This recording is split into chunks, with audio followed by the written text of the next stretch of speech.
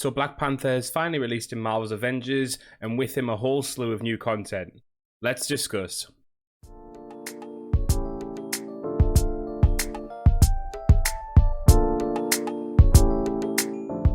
So yes, yesterday, August 17th, Black Panther was released into Marvel's Avengers, and I've got to be honest guys, I think this is the best patch that's been added to the game yet. The story for this patch is incredibly interesting and compelling. There's a lot to discuss here, so as usual we'll break it down into a few different categories. First of all, story. So as you guys know, I'm someone who's very invested in the narrative of the game, more so than perhaps the gameplay actually. And I think War for Wakanda has struck the balance that I've been asking for so long. You have enough new story that focuses on a key amount of characters whilst also advancing gameplay. For example, the fact that in this story Black Panther is front and center, but you also get a little bit from each of the other characters as well is perfect.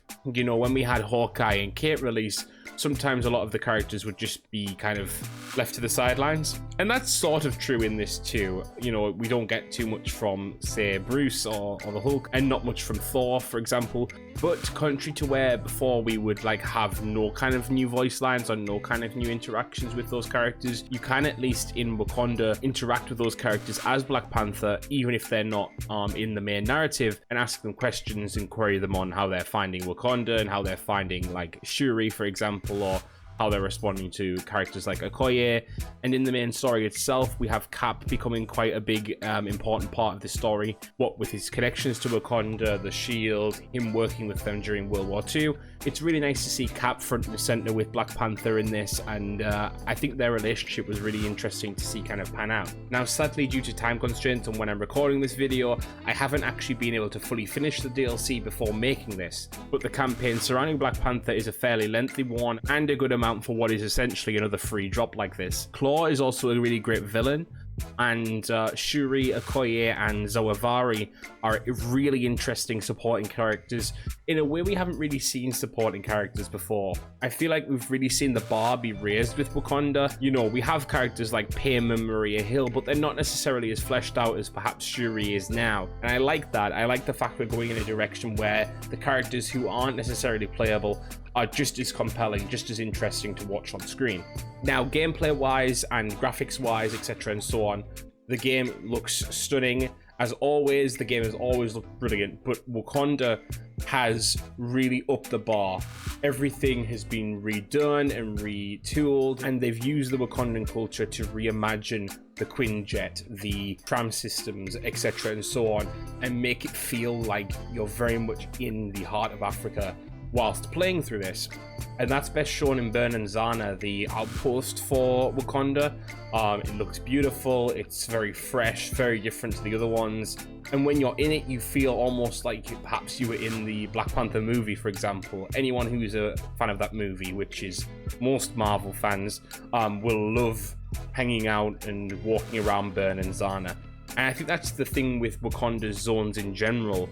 It's actually really well put together and it makes you feel that fantasy. The same is true of Black Panther himself. His player style, his abilities, his ability to summon Bast, his vibranium javelin, his Kimoyo beads are all very much reminiscent of the character we know and we love and we've come to admire so much from the MCU, from the comics, etc. and so on.